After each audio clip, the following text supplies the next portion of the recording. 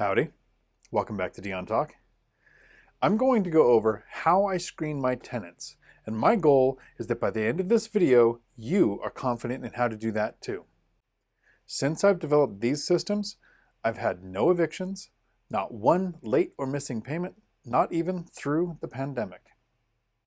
Once you have a rental ready, either you purchased it empty or you're in the middle of a tenant flip, somebody moving out, you're going to need to find new tenants. Screening tenants starts with how you advertise. I like to keep my tenant base diversified. One of the reasons why I prefer rentals over stocks is because of the amount of control that I have and how easy it is to diversify, even though it is only one asset class.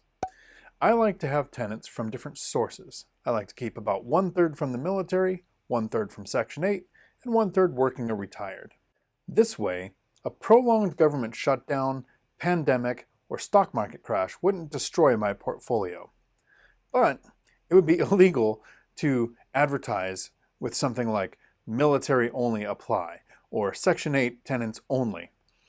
But you can control how you advertise. For the units that I want military, I will reach out to the base and advertise specifically on the base. For your base in your area, you might want to check with MWR, Morale, Welfare, and Recreation. They're on every base. They may not be the agency that handles rentals in your area, but they'll know who does. For Section 8, I'll call the Housing Authority and I'll let them know that I have a unit coming available. In the 2 counties that I have Section 8 tenants, the Housing Authority is who handles the program. In your area, it could be the Housing Authority, it could be a nonprofit. You'll probably have to do a little bit of research to find out who handles it there. But the people working there usually know somebody waiting for a place to open up. This isn't an exact science, but I'm just trying to keep an average number of tenants from each source. But once we know who we're advertising to, how do we screen? What matters to you?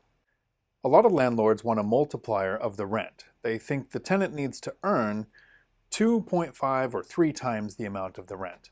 I have never asked or cared what somebody makes. It would be too easy to fake a pay stub or have a friend answer the phone and pretend to be an employer.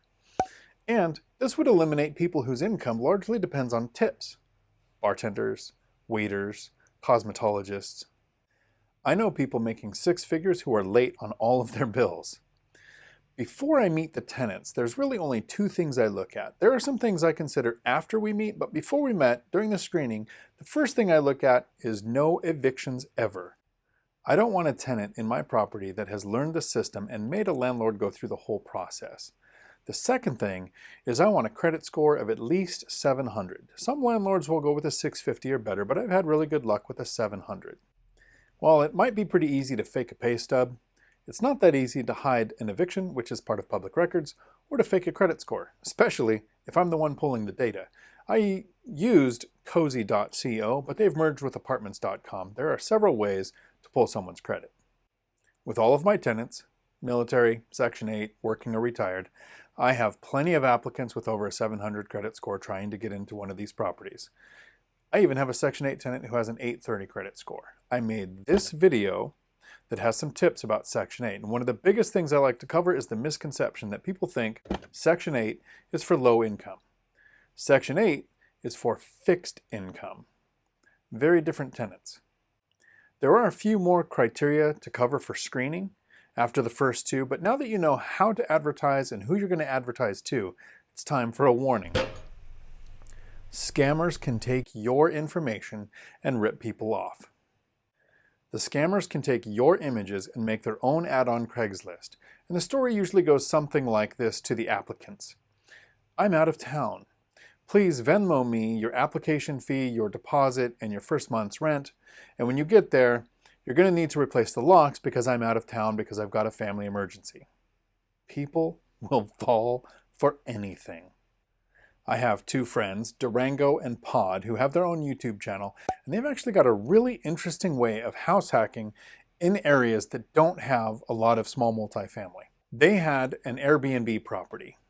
They had a tenant in the property who called them to say, someone's knocking on the door saying that they've rented this place. But they had never talked to Durango and Pod. They'd actually rented it from a scammer offline.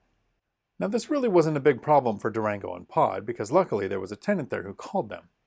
But what would have happened had the place been empty because it was one of those periods where they didn't have a tenant? There are actually two pretty simple things that you can do to protect your property from scams like this. I wish I could say that I was smart enough to come up with these two things on my own, but I actually like to give credit to the source.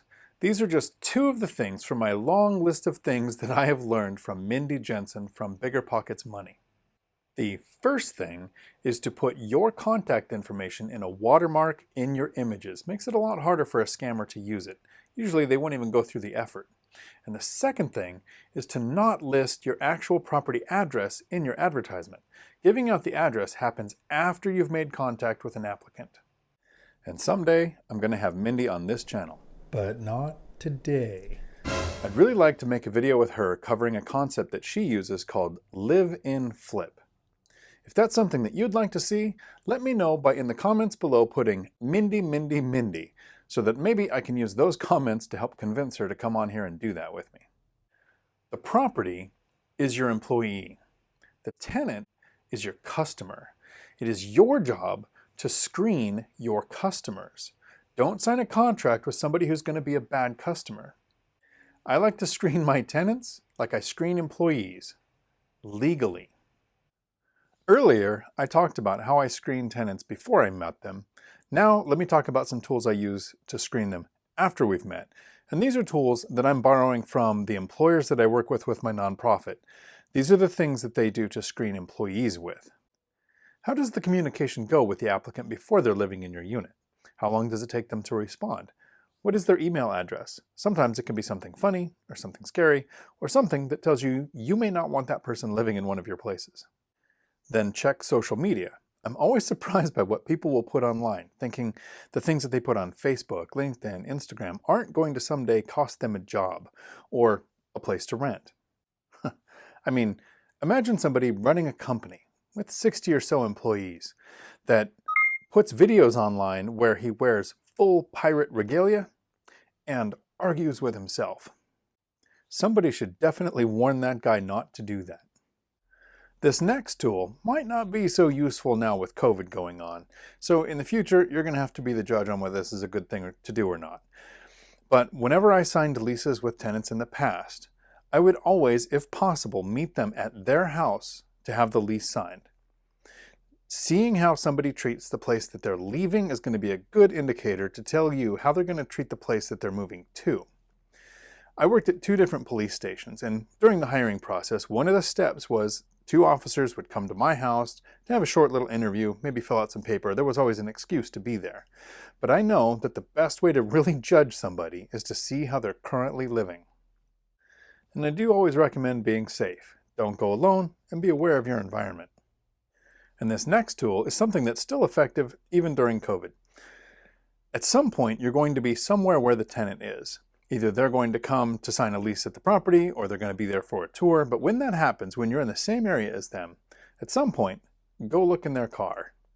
It's possible that you care about an entirely different list of things than what I do, but a person's car can tell you a lot about them. Stuff like cigarette smoke smell, pet hair, and this might just be a little bit of my law enforcement background coloring the way that I see the world.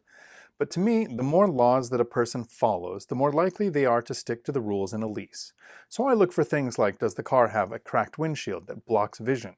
Are there things hanging from the rearview mirror, which in Washington State is illegal? Is there a front license plate, which in Washington State is a requirement? And you may think these are very small, very trivial things. But when somebody's being interviewed for a job, the interviewer has about 20 minutes to make a decision that can impact years.